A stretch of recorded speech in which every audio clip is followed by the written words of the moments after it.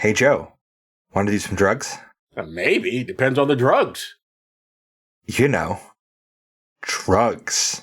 I know. Drugs? But what drugs specifically are you offering?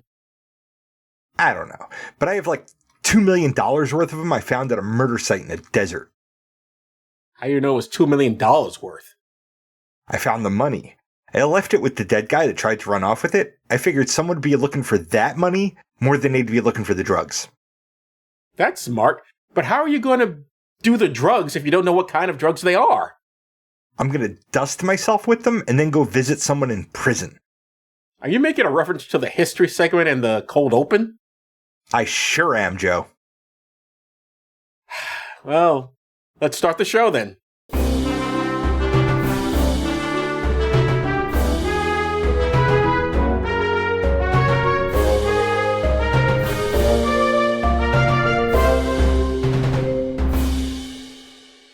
Welcome to Does This Still Work? The podcast looks at movies and asks, does this still work? I'm Joe Dixon.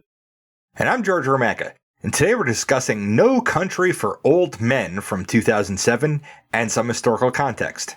First, podcasty stuff. We're excited to announce that we've joined the Creator Accountability Network. CAN is a nonprofit dedicated to reducing harassment and abuse through ethical education and a system of restorative accountability.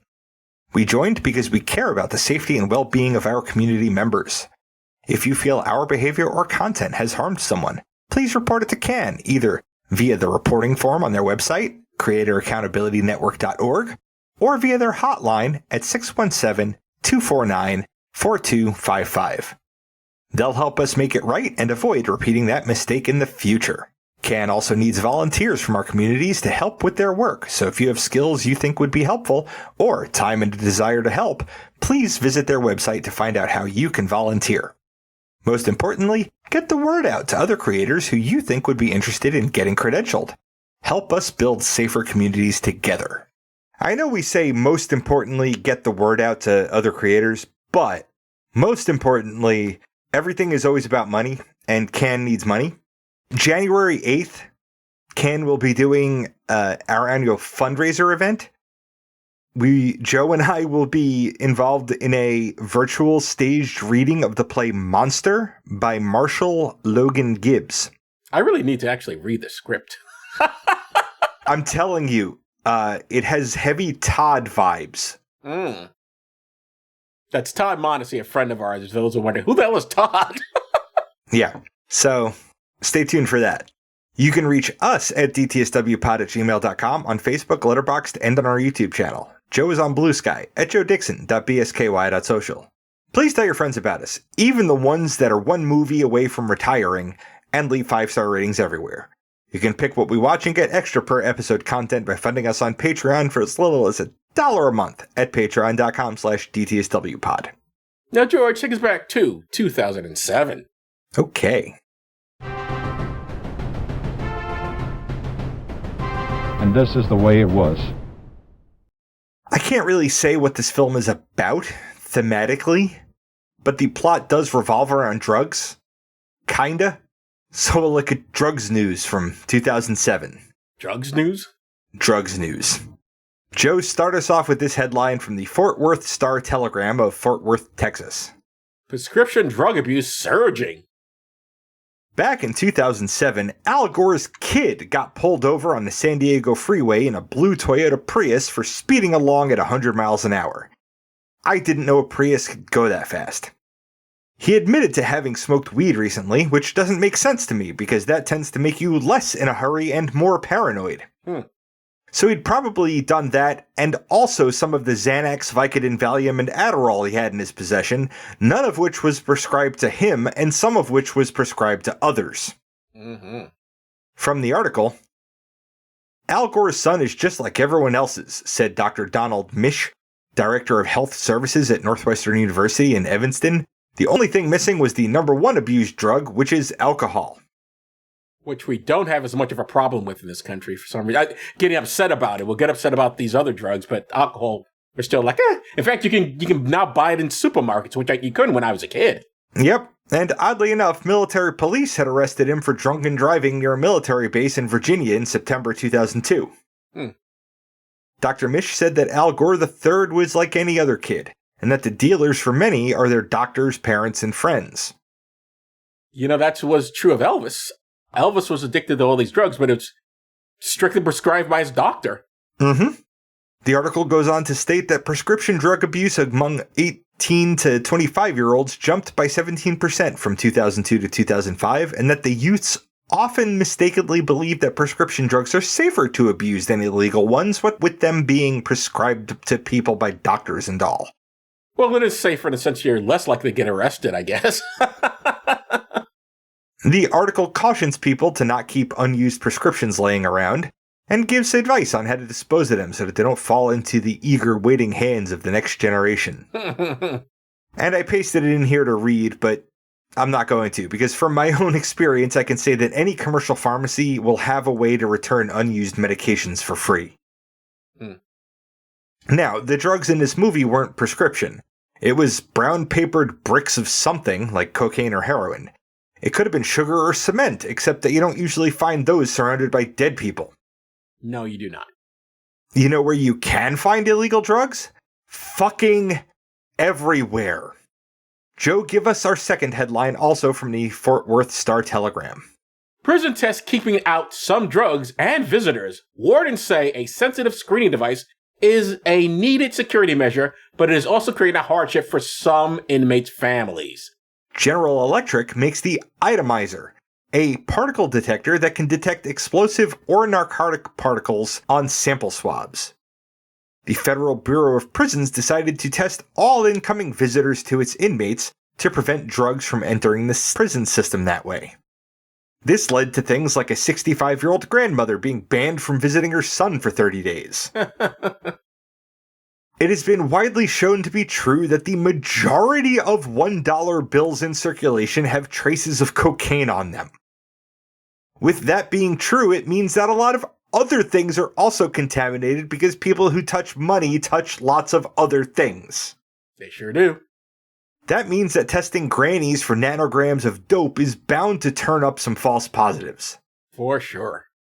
The worst part is that they do nothing to stop the flow of drugs into prisons. That flow is maintained by prison staff members who are not subjected to those tests. The article says that the Bureau is looking at how to address that. By continuing not to check the staff members. To this day, I don't know that they do that. Yeah, and staff members can bring in much larger quantities of drugs than like somebody could smuggle in a visit. Sure. But there may be hope. We can't have a contaminated society causing false positives on grannies if we solve the whole supply problem, right? Joe, give us our last headline from the Monitor of McAllen, Texas. Global drug abuse is largely contained, experts report. Contained, of course, doesn't mean solved, and the UN was clear about that in their report. Of course, the director of White House Office of National Drug Control Policy under George W. Bush signed on happily because conservatives love to declare victory over problems they and their policies create. I'd go into facts and figures, but it's a moot point because it was a blip in the data. According to the World Drug Report 2025 from the UN Office on Drugs and Crime, key message: global estimates suggest drug use has reached historically high levels, and the use of most drugs is higher in North America than in other subregions. Someday, we as a country really have to figure out why we like to use drugs so goddamn much. More than the rest of the world, apparently. I think the answer is because we can. Ha! It may just be that simple. Okay, Joe, let's talk about No Country for Old Men. Let's do that. All right. This is written and directed by Ethan Coen and Joe Coen. Can you imagine doing a movie with your brother? No, because my brother is a Nazi and I fucking can't stand him. My brothers, I have more than one, aren't Nazis either, but I can't imagine actually filming something with them. That's got to be nice to have that sort of not parental, that, what is it called? Brotherly love? Siblings. Brotherly love? Yeah, but it's called something between siblings in general. It's the word, whatever. It's like camaraderie? There's sibling love, but I can't, who cares? Anyway, the point is, nice for them. Anyway, we've seen their work for the podcast in The Man Who Wasn't There, The Big Lebowski, and Fargo. And both George and I have seen their work in The Ballad of Buster Scruggs. Mm-hmm. For myself, I've seen Ethan Coen's directorial work in Drive Away Dolls, and I've seen both their works in True Grit, A Serious Man, Burn After Reading, and Raising Arizona. A movie I could have sworn we saw for the podcast. I'm really surprised we haven't seen that. You know what the answer to that is, right? Put it on the list now. Put it on the fucking list. And I've seen their work in Oh Brother, Where Art Thou? And this is all based on the book by Cormac McCarthy. Okay, blurbs. IMDb says violence and mayhem ensue after a hunter stumbles upon the aftermath of a drug deal gone wrong and over $2 million worth of cash near the Rio Grande. YouTube says, winner of 4 Academy Awards, including Best Picture, acclaimed filmmakers Joel and Ethan Coen, Fargo, bring to the screen Cormac McCarthy's sizzling bestseller with heart-stopping thrills. Okay. When a man stumbles upon a bloody crime scene containing a pickup truck loaded with heroin. Oh, it's heroin, George. That's what the brown paper is. But honestly, whoever said that made that up, and because there is no mention of what the drug is in the movie. $2 million in irresistible cash. His decision to take the money sets off an unstoppable chain of reaction of violence. Tommy Lee Jones leads a powerful cast that includes Javier Bardem, Josh Brolin, and Woody Harrelson. So let's get into the characters, as I just mentioned the actors. Llewellyn Moss is played by Josh Brolin. For the podcast, we've seen him in The Goonies. Is that still your favorite film, George? Yeah. George's favorite film, The Goonies. And we've seen his work in Sin City, Milk, and American Gangster. And we've both seen him in Avengers Age of Ultron, Avengers Infinity War, Avengers Endgame, and Guardians of the Galaxy. Mm-hmm. For myself, I've just seen him in Weapons, Dune Part 1, Deadpool 2, A Million Ways to Die in the West, True Grit, Wall Street, Money Never Sleeps, W, and Flirting with Disaster. I've seen him in Thrashin' and Hollow Man. Anton Chigurh is played by Javier Bardem. And we've both seen him in Skyfall. And I've seen him in Dune Part 1. And I've seen him in Pirates of the Caribbean, Dead Men Tell No Tales. Well, technically, dead men tell nothing, so it's not just no tales. Dead men don't talk. Dead women don't talk either. Dead people in general don't talk. Correct. They're very non-communicative. Hence the whole dead thing. Anyway, next character we want to talk about is Ed Tom Bell. And he's played by Tommy Lee Jones. A guy with 3 names played by a guy with 3 names. Indeed. And we see his work for the podcast in The Fugitive and Lincoln. And we both seen him in Captain America the First Avenger, Men in Black, and Men in Black 2. And I've seen him in Natural Born Killers, JFK, and Love Story. And I've seen him in Under Siege, Batman Forever, and Volcano. And I want to quickly say about Love Story, since you mentioned Al Gore's son, Love Story was based on Al Gore's relationship with Tipper Gore. Except in Love Story, the character, the female character dies, and obviously Tipper Gore doesn't die, but that's supposed to be based on their love story. The guy who wrote the book based it on them. And Tommy Lee Jones was a student, I believe this was at Harvard actually, with Al Gore, so he knew them. Huh.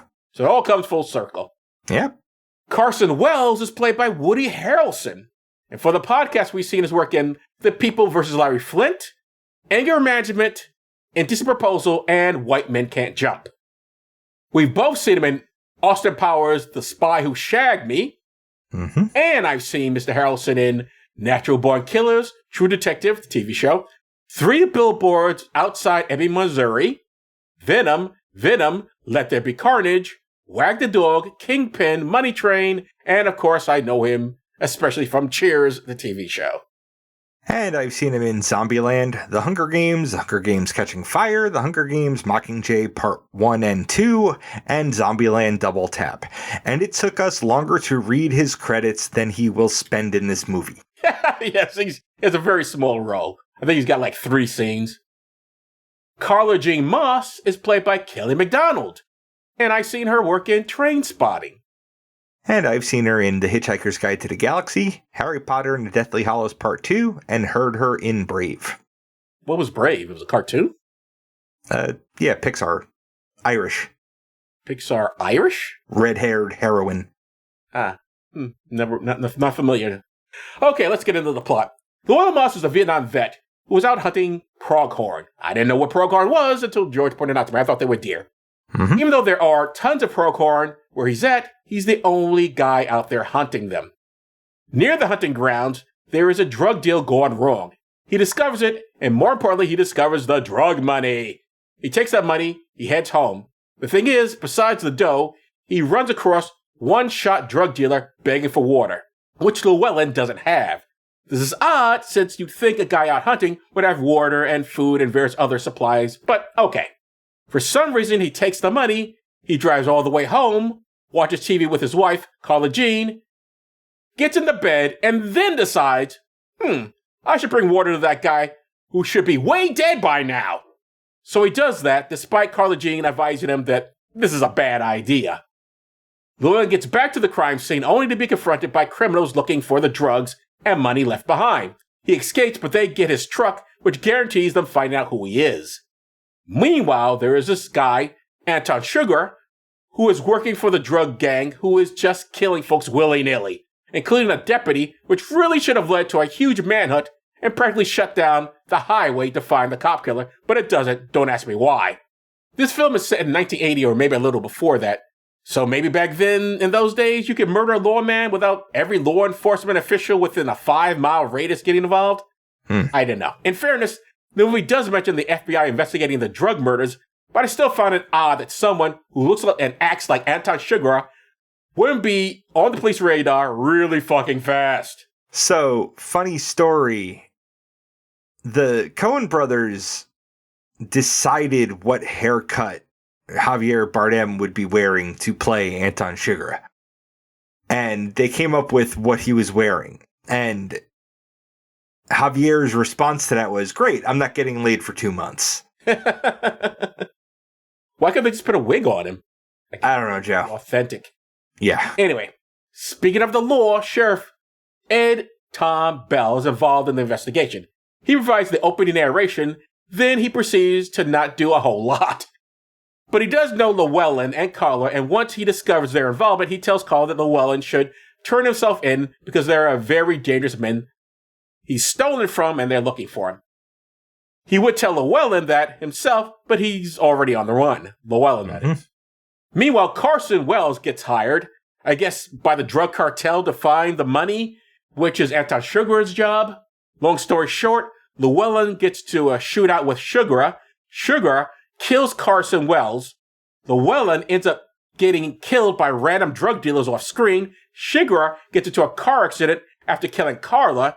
Her death is also off screen, but survives. Meanwhile, Sheriff Bell retires, tells his wife about a dream he had, and the film ends. George, did I leave anything out? Yeah, but it doesn't matter. Nothing in this movie matters. All right, well, let's get into the discussion then. The film avoids a final showdown between the main characters.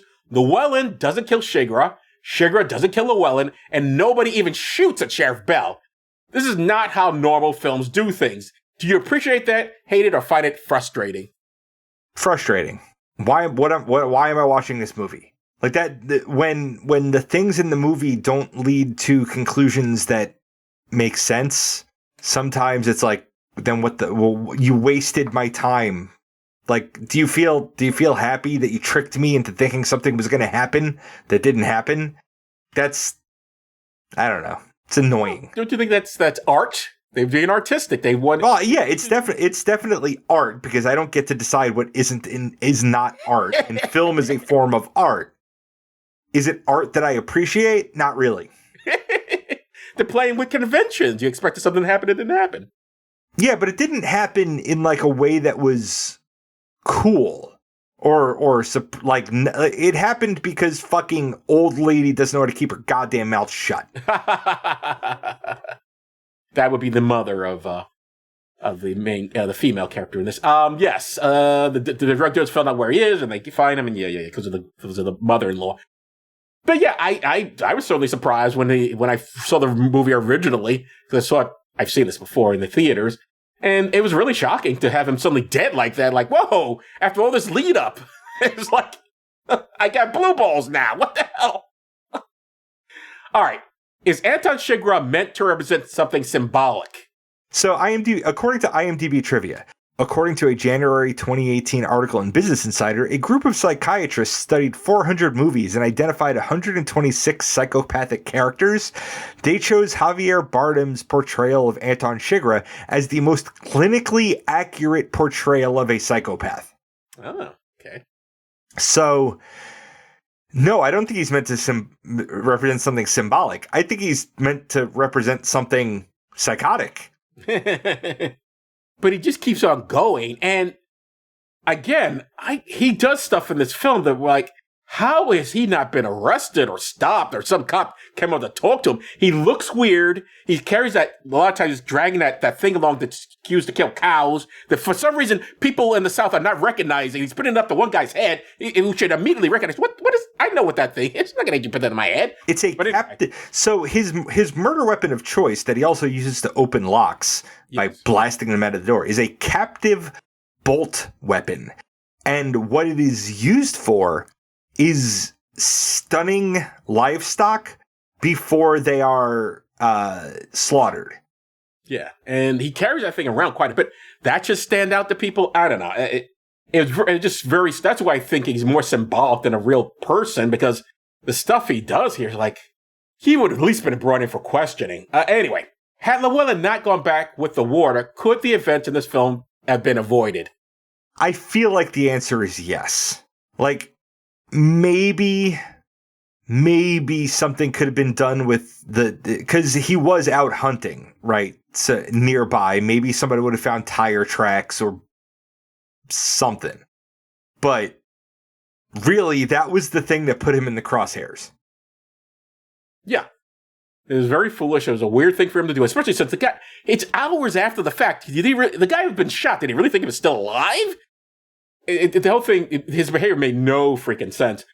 Also, yes, I mean, and for those who've seen the film, presumably you're seeing, hearing us talking about it, there is a tracking device in the money, but they're not going to go all over Texas. You have to be near for that tracking device to work. So as long as he got far enough away, they wouldn't have found him. So yeah, I think if he hadn't gone back to deliver the water for some unfathomable reason, this wouldn't have happened. I also think he would have had water with him. He's out hunting.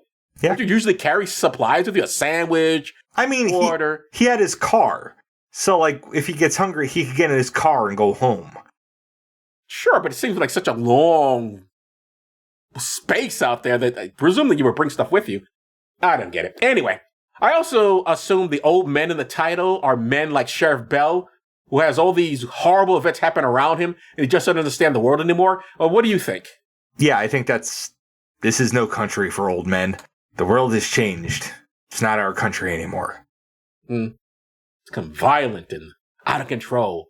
Yeah. Although, we do see Sheriff Bell talking to a former sheriff, who I guess is friends with his father, and that sheriff had been shot himself, so it wasn't like violence wasn't going on before.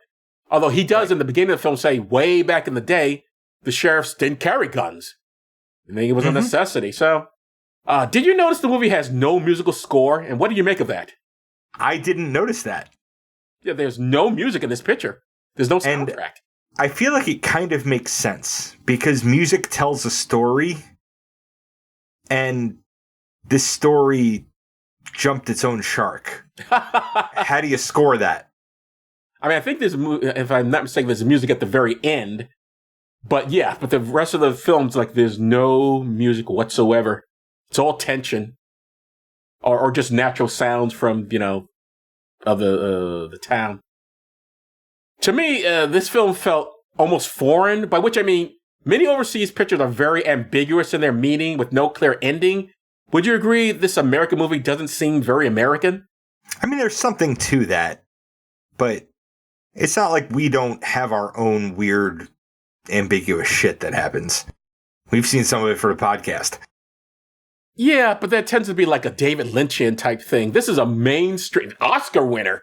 Lynch didn't win an Oscar. And this is like a very mainstream picture of Oscar winner, and yet it doesn't follow It doesn't follow the format. format. Yeah, which is, and that happens, and sometimes people enjoy it. Yeah, a lot of people did. You're not one of those people. It seems. I mean, in this instance, no. It's like, I know that he kills Carla, but I know that because I read shit on IMDb that was like, hey, this is how it's different from the book. In the book, he explicitly kills Carla. So, like, you know that he did that. Plus, he tries not to get blood on his shoes. So him checking the bottom of his shoes when he left her house would have been that clue in. Right. But, like, it's random. It's sensical violence, but the sense is being made by psychopaths, so it doesn't make sense to everybody else. Like, there wasn't actually a reason why he had to kill Carla.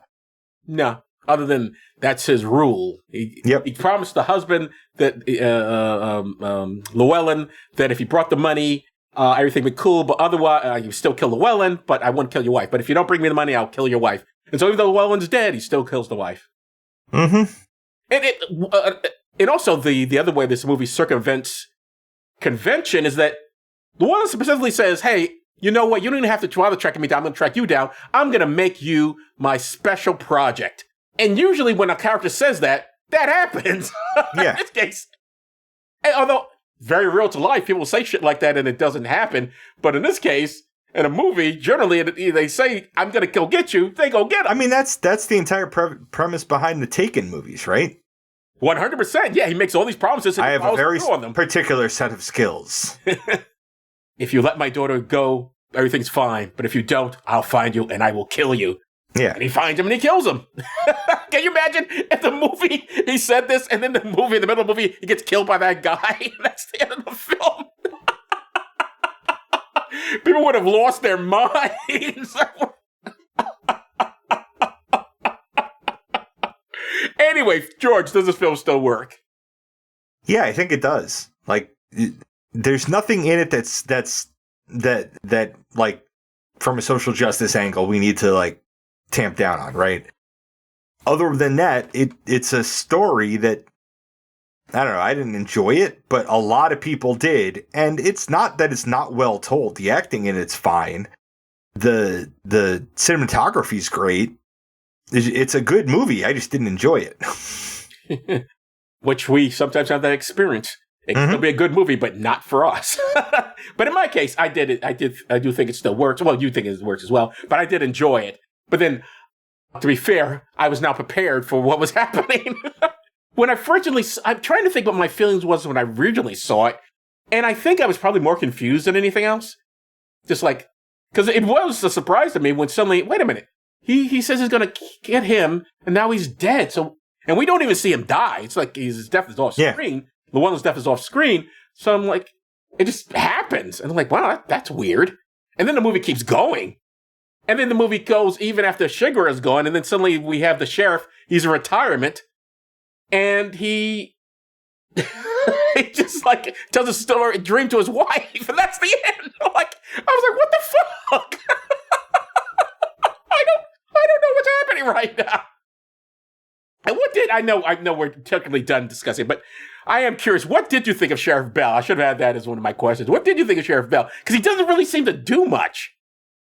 Yeah, he's really good at finding things after they happen. Yes. Which is actually not unusual for law enforcement, to be fair. Yeah. Yeah. But it's just a weird character because he really doesn't do a whole lot. And the IMDb is saying, oh, Tommy Lee Jones heads up a Dynamite cast. I mean, yes, I guess he heads up the cast, but he's basically a supporting character. Really,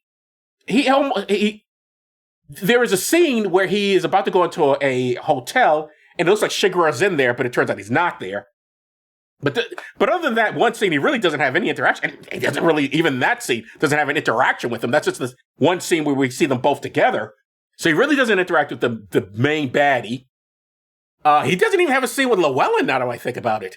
Nope. He only has a scene with Carla, Llewellyn's wife. The only person that talks to all three main characters is Carla. You're right. That's true, yeah. Maybe it should have been for her point of view. Well, okay. What's up next? Next week is episode 300. To celebrate, we're going to figure out something different than our normal weekly routine and then do that while talking about Casablanca from all the way back in 1942. And I'm really curious to see what you think of this because you've never seen Casablanca. I have never seen it. Yeah, so this should be very fun. And I think what we're going to do is Joe's going to come over and we're going to watch it together and then just sort of talk about it. Yeah. That's exactly what we're going to do. Maybe have a couple of beers or whatever. Oh, you're not drinking anymore. Yeah. So I'll have to be the one getting drunk. Yep. Anyway, yeah, it should be fun. It should be fun. Come and join us, folks, as we talk about Casablanca. I'll tell you this. I don't think Casablanca is, well, we'll probably discuss it also at the day of the filming, but a recording, but I think it's going, still think it's a good film. But I think it seems to have gone down and we'll see when I see it again. Maybe I'll change my mind, but it seems to have gone down in its popularity. Cause I remember, and maybe it's because, again, I was born in 1967, so I went to school in the 70s and 80s and such. And it was still, even though it was made in 1942, it was still a film that people who were into film would still see. And they go, wow, this is still great and everything. So it's interesting, but now I don't think a lot of younger people have seen it. I think it also because it's black and white, which for some reason, the whole generation of people simply will not see a black and white movie. So that's a whole other thing. Anyway, so I guess that is this episode. I'm Joe Dixon. Thanks for listening. And I'm George Romaka. Thanks for listening indeed, because if a podcast drops and there's nobody around to hear it, it's just another collection of ones and zeros that doesn't matter. You've been listening to Does This Still Work? Produced by Joe Dixon and George Romaka. This content is CAN credentialed, which means you can report instances of harassment, abuse, or other harm on their hotline at 617-249-4255 or on their website at creatoraccountabilitynetwork.org. The hosts can be reached via social media, email, or the contact page at dtswpod.com. Be good to yourself and others, because that still works.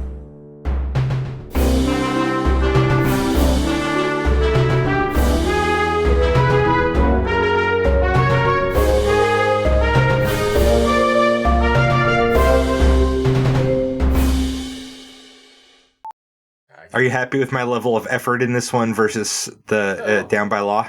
Well, there was effort here.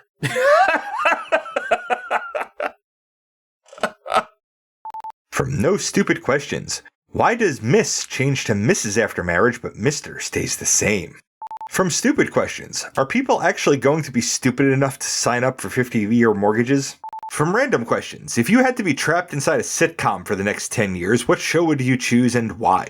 From Back to No Stupid Questions, why does it take 10 to 18 months to fully grow back a toenail that fell off, but only 9 months to grow a full person with 10 fingers and toenails? From Stupid Questions, if we lube up an airplane, will it fly faster?